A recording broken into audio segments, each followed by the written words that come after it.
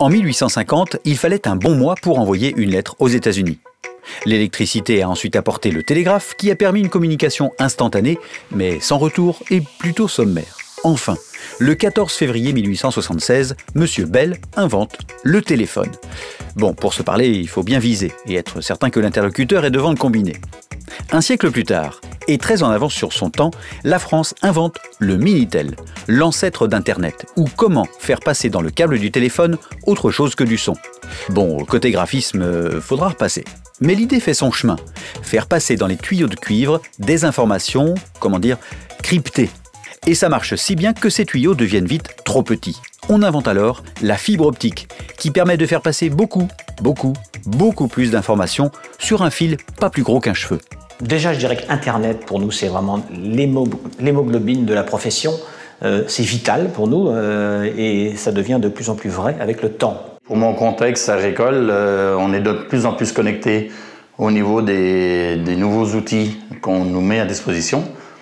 Donc, si demain on a le haut débit, je pense qu'on peut sortir l'agriculture, lui donner une autre richesse. 85% de nos clients viennent chez nous grâce à Internet. On peut dire que le virage à prendre est celui-ci et Internet, donc le haut débit, devient incontournable pour la profession. En Vendée, comme partout en France, ces fibres se déploient d'abord le long des voies ferrées ou des grands axes routiers. Elles relient entre eux les continents et se déploient progressivement dans les très grandes villes.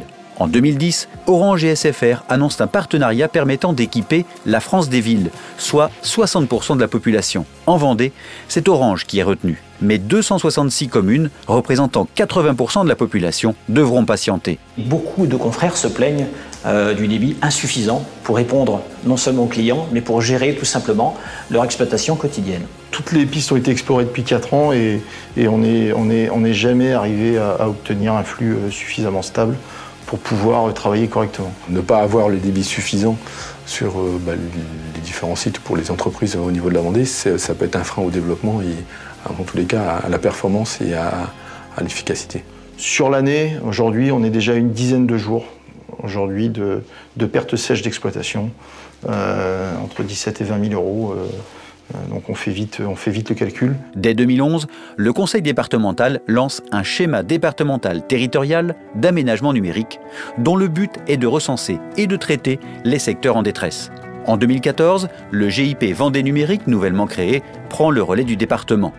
Sa mission est simple, résoudre les situations urgentes et donner accès à l'Internet haut débit au plus grand nombre, anticiper et construire le réseau de demain. Les usages nécessitent de plus en plus de débit et de capacité. C'est pourquoi en 2016, le gigantesque chantier de la fibre est lancé sur toute la Vendée. 90 nouveaux centraux numériques, point de départ du nouveau réseau, vont être créés et reliés au réseau national. 650 nouvelles armoires de rue, plus de 10 000 points de branchement à proximité des maisons et des entreprises. 3000 km de fibres sont déployés. On n'a pas le haut débit, on a eu une montée en débit réalisée en juin 2016 sur une partie du territoire. Donc c'est un plus parce que nous avons un enclavement routier évident, donc le désenclavement numérique est pour nous important. En ce qui concerne ce haut débit, ce qu'on peut, c'est remercier le département de se soucier de ce problème qui est un vrai problème économique.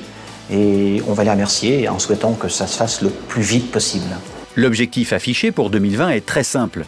Remplacer l'Internet traditionnel par la fibre dans 13 villes de Vendée, soit plus de 65 000 foyers.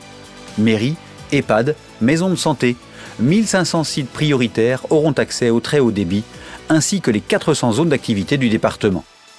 Et pour la première fois en France, à l'échelle d'un département, les tarifs professionnels proposés aux entreprises et services publics seront 2 à 3 fois inférieurs à ce qui se pratique aujourd'hui.